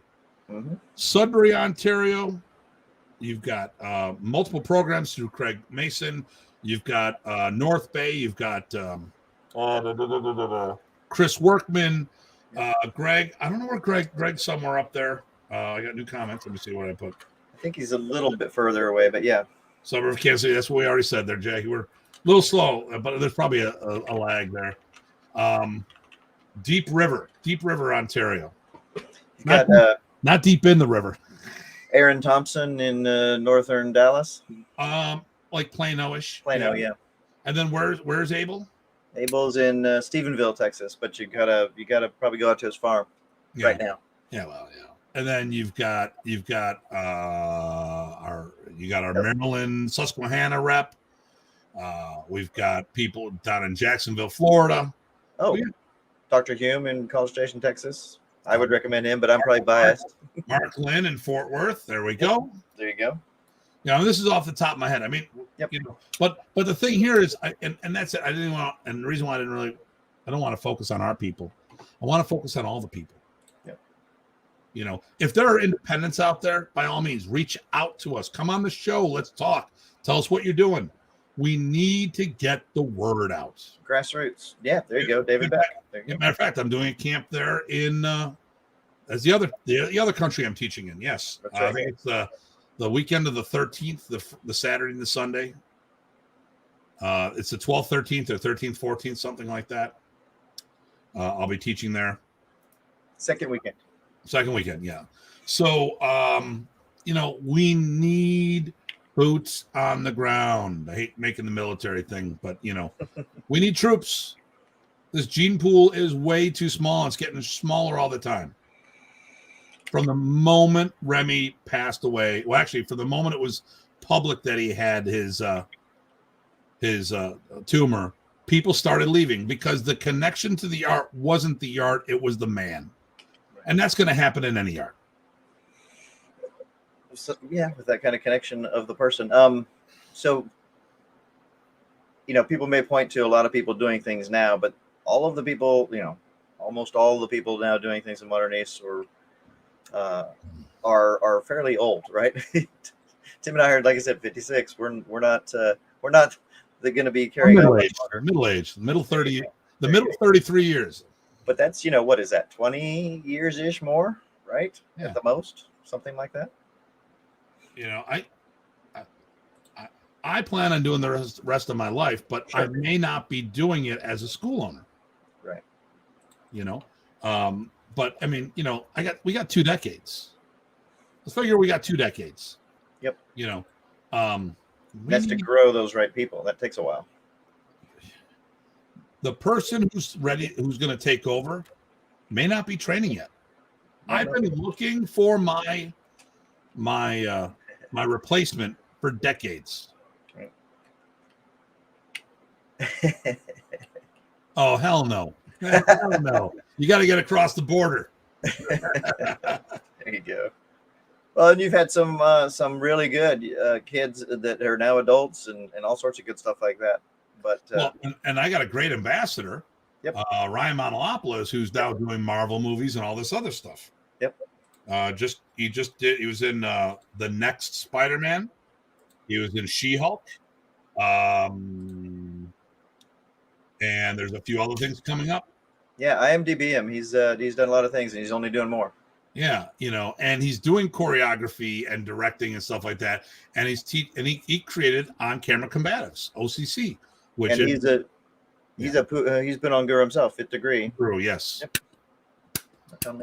So we have, like I said, we've been working on getting that next generation. We need everyone else to do the same thing. Because when I looked at Remy's will, I take that line, my life's work, my life's passion and work. I take that to heart.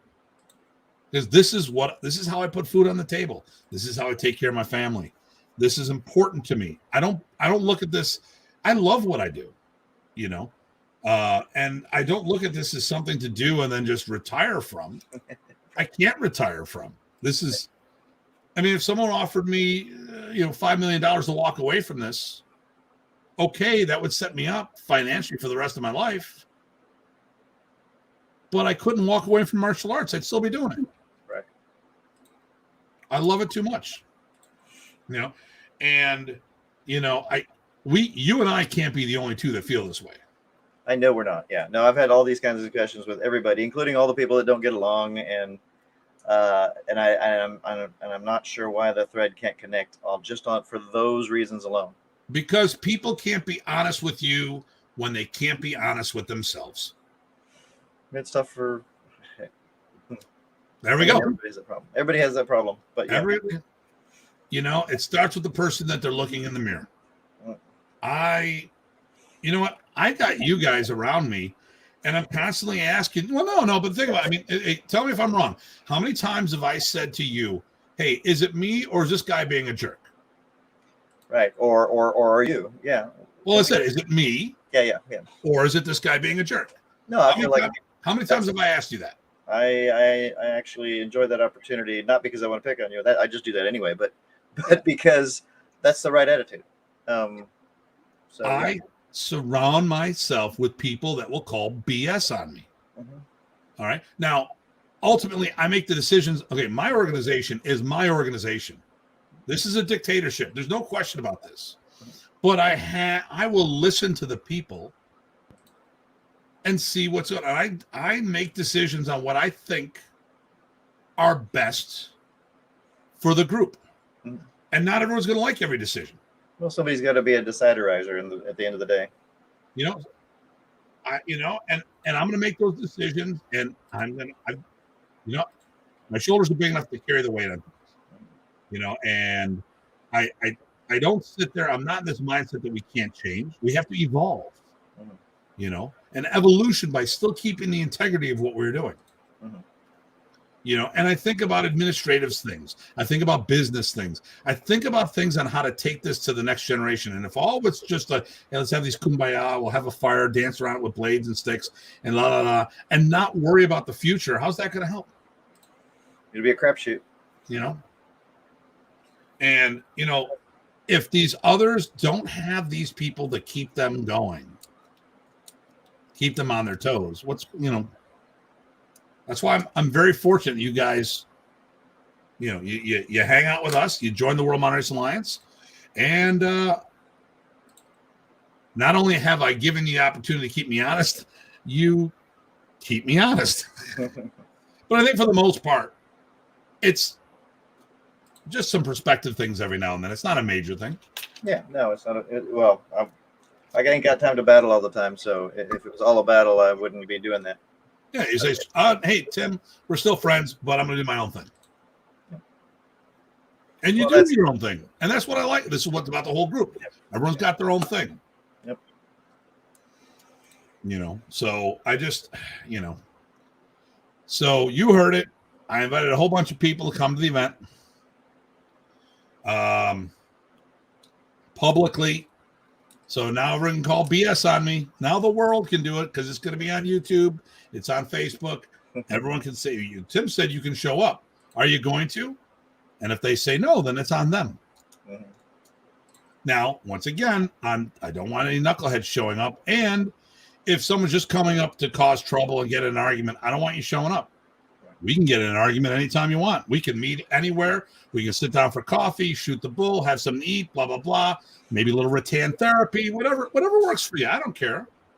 But not at the event. No bullshit at the event. That's why when I go to events, I check my shit at the door, and I can coexist with people that I despise. So again, touchstone. Who is the event for? The people. The people and the art. And Remy. And Remy. Yeah. Remembering Remy. This was the memorial camp I wanted to have. I would have canceled it with all the COVID nonsense. We had, what was it, 7-8 people canceled at the last minute? Yep.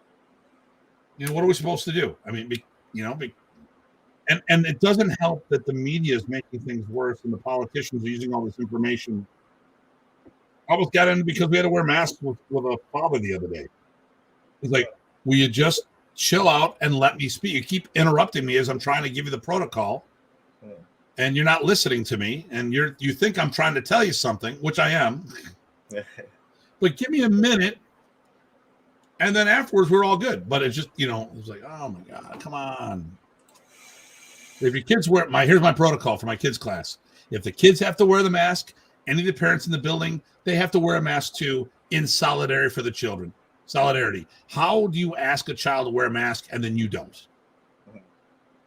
It makes everyone feel comfortable. Plus, I'm not going to play COVID. I'm not going to play that stupid vaccine police and have everyone show me their ID. Now, in my adult class, if you don't want to wear a mask, you got to show me your vaccination card. Okay. Boom. Done. Okay. That's my policy. But you know what? I don't want to wear a damn mask. I forgot I was wearing the mask during the adult class. And all of a sudden, I look at the camera and I'm talking to Larry because he did the class. And I'm like, why am I wearing a mask? And I looked at everybody, why am I wearing a mask? Oh, we didn't want to ask. Ask me. I'm getting lightheaded. All right. Any last questions, anybody? You got Sam's last note, but I guess maybe it's too late. But anyway. What did he say? He just said you asked that question a lot. He was corroborating. Oh, yeah. I put it up there. Okay. I put it up there. I ask that question all the time. Yep. All right, let me pull up the calendar here. I need to up the calendar, and everybody else, last minute questions that you want, because we're wrapping up here. So I don't have a topic on the 18th. Okay.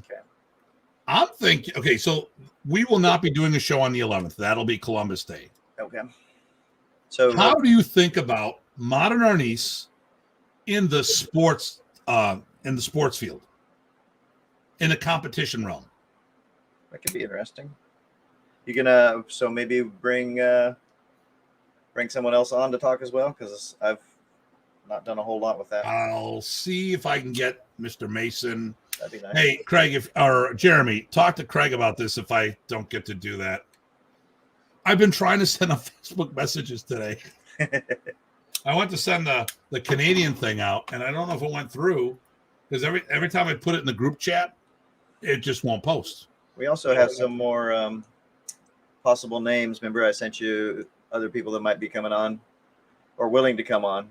Sent you that at we were talking about that the other day. Yeah. Yep. Let me look at this to see if it finally came through. No. And it. Let me look at the Friday board meeting. I put a couple things in there, and nothing came up. Let's see if this will. I'll try to post it in there. I've made this post 3 times today, and it just spins its wheels. And it's doing it again. So I don't think this is going to go through. I think whatever's going on in Facebook world, it's still not totally recovered. It's still going on in Facebook world. Yep. So blame Facebook. I'm going to try this one. See if this one goes through. Looks like Sam. Hey, Sam, did you just see the video I sent? Or is that my imagination? Oh, looks like Craig may have seen something too. Oh, looks like Craig is on the show. Is Craig better be watching the show live, the bastard. Okay, I have some good ideas for this. I'll let him know. Good. So, because what I want to talk about is, wait for it. Jeremy got that. Okay, all right. Nice. So what I don't want to talk about is Modern Arnis. Well, we can talk a little about Modern Arnis in the FMA world, in the sport FMA world. I want to talk about Modern Arnis in the open martial art world, open tournament world. Can Modern Arnis compete as a program all by itself in the traditional tournaments? So how about we discuss that on the 18th? How does that sound to you, sir? That sounds good. Then on the 25th, we have Modern Arnis Chicago. Oh, nice. And then and who again? Remind everyone. What? Who is that again?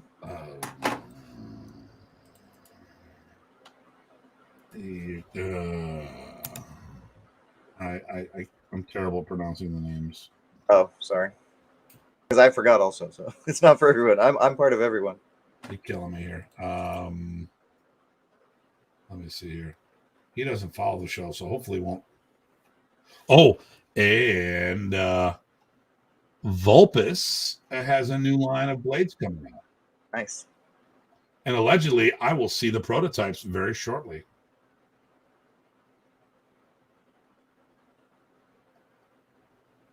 Yes, there will be a Datu series of Vulpes blades.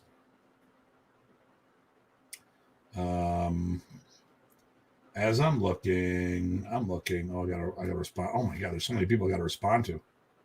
Holy cow! I have been not doing my due diligence.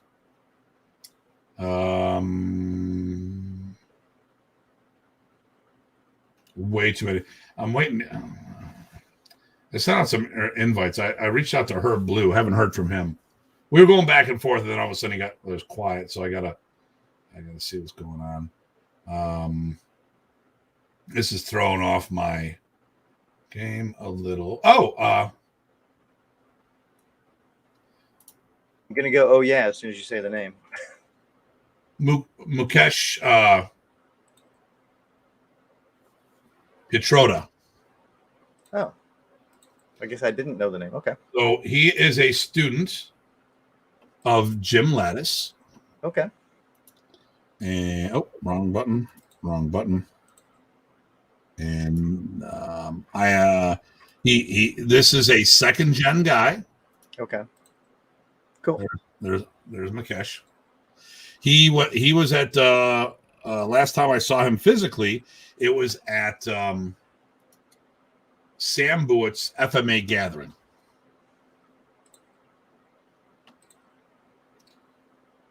Unless, I'm going to see if he can. Maybe he can make the 18th too. I'm going to see.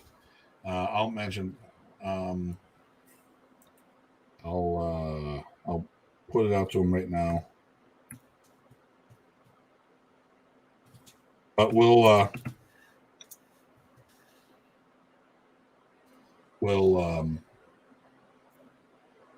I'll know shortly. We'll say some things while I get this. Okay. Well, I see nobody's trickling in some questions or anything. So I did pick a final date for my event, 11th December. I think you know that. Some of the folks are some of the folks online don't know that, but I'll create a flyer soon. It looks like already got 6 instructors lined up. You know any of them? Do we know any of them? What? Do you know any of them? I know most of them. Yeah, all of them. And they're not all Modern Ace, although we got a couple few that are, which is nice for me at least. And of course, I'll be out playing with the helping support our friends at Sheepdog Combatives this week. Yes. Oh shoot! That's tomorrow. So, who's Michael Drizek?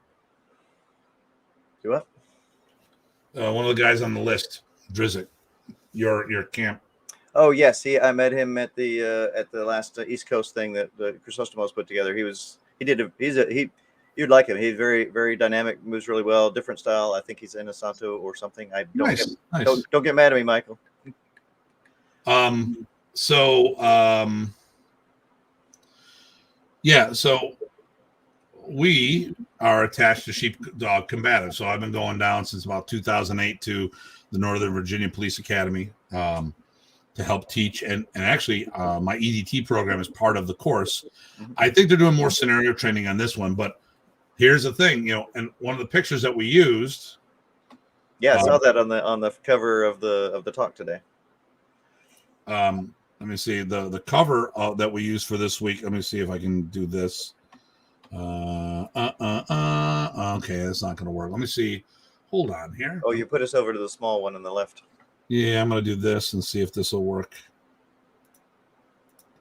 I got to bring up the image. So let's see I got to see where I put it. The no comment there. Oh, here we go. I'll do this and I will share this here and go.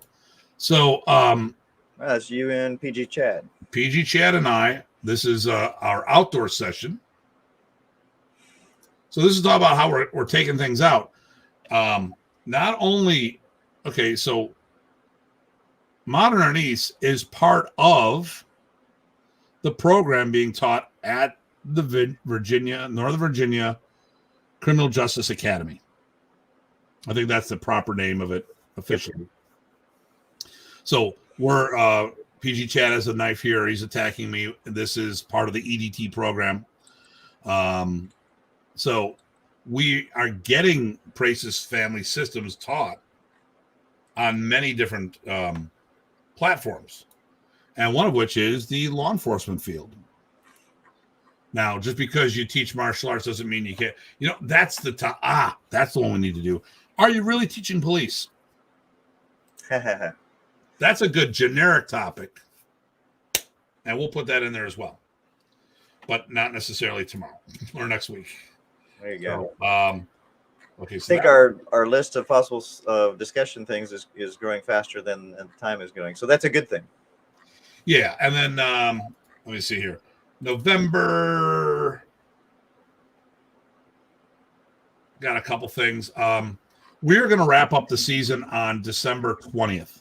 Okay. And then we're going to take a couple weeks off. Sounds or at good. least 1 week off. Yep. And then we'll go from there. But the season will end on the 20th.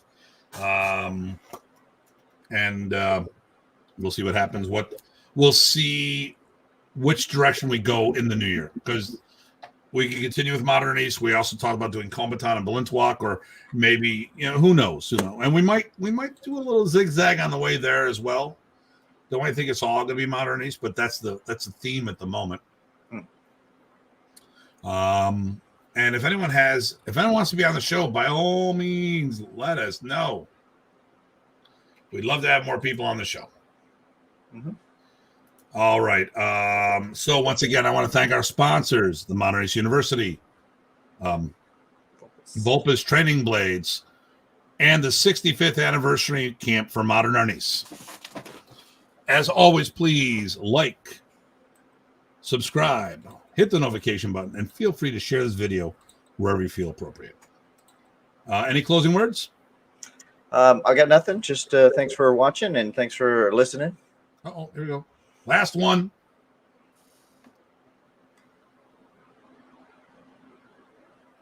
Wow, I can't see that. Nathan would like to see an episode on of what another FMA stylist might get from studying Modern Arnis.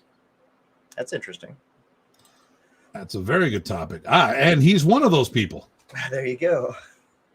Yeah, another FMA stylist. That's so if you're, you know what? There you go. Wow, it opens up a.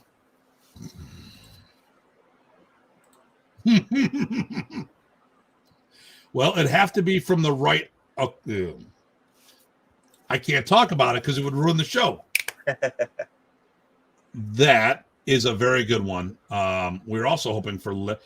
Okay, if Larry Roca here, you didn't see Larry this weekend, did you? Oh no, Larry dropped by. It was great. Did you talk to him? Yes, I talked to him for a bit. Yeah. Oh, he said yes. That was in my note to you. Yeah. Okay. Well, reading. It's that reading thing again. Yeah. So Larry Roca once threw a note at me during when I was doing Doctor's Corner about, hey, have you thought about doing something about tests? Like, he actually had a written test. I have a written test. Yeah. We wanted to talk about some of the things that we would have in the test. So I think that would be a very good show. Yes. So we got Larry. Oh, okay. And we got a couple other people on the fence on some things, and All right. So I think that's it. So let me get back to the brand. All right. So as always, thanks for tuning in, everybody. And Ty, what do you got for us?